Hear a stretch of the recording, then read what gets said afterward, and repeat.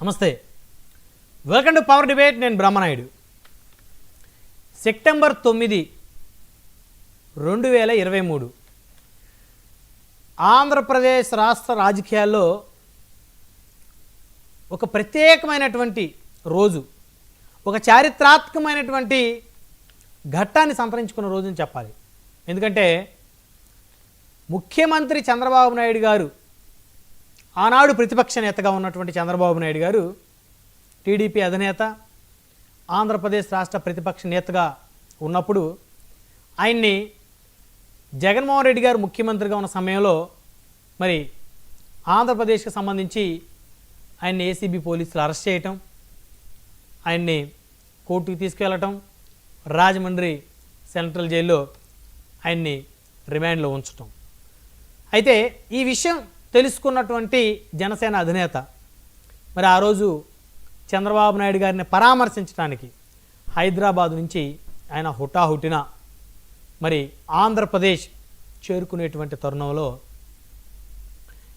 Jaggayyapeta highway వద్ద నాడు జనసేన అధినేతగా ఉన్నటువంటి పవన్ కళ్యాణ్ గారిని జగన్మోహన్ రెడ్డి గారి కనుసన్నల్లో పనిచేసేటువంటి పోలీసులు ఆయన నిర్బంధించటం, అక్కడి నుంచి కదలలేకుండా చేయటం. అయితే ఆయన నడి రోడ్డు మీద పడుకొని నిరసన తెలియజేయటం.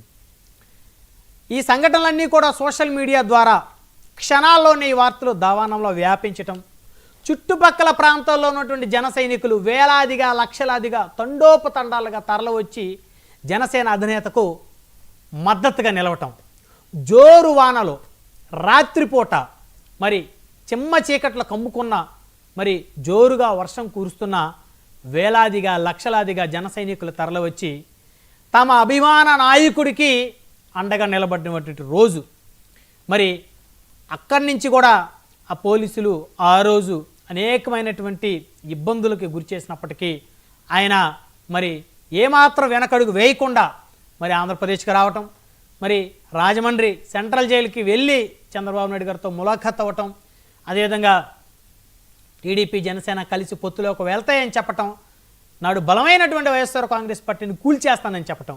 అప్పుడు అందరూ కూడా చాలామంది అంటే నిజంగా పవన్ కళ్యాణ్ గారికి అంత చరిష్మా 151 స్థానాలు ఉన్న జగన్మోహన్ రెడ్డి గారిని మరి కూకట వేలతో సహా ఎలా కూల్చివేస్తాడు అని చాలా చర్చలు కూడా జరిగిన పరిస్థితి.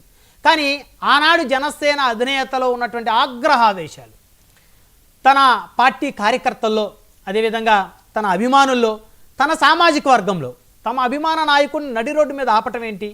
ఇది ప్రజాస్వామ్య రాష్ట్రం కదా, ప్రజాస్వామ్య దేశం కదా, ఏమైనా రాచరిక పరిపాలన జరుగుతుందా? అందరూ కూడా ఆగ్రహించి మరి ఖచ్చితంగా ఈ ప్రభుత్వాన్ని దించేయాలి, బుద్ధి చెప్పాలని చెప్పి అనుకుని నిర్ణయించుకున్న రోజు.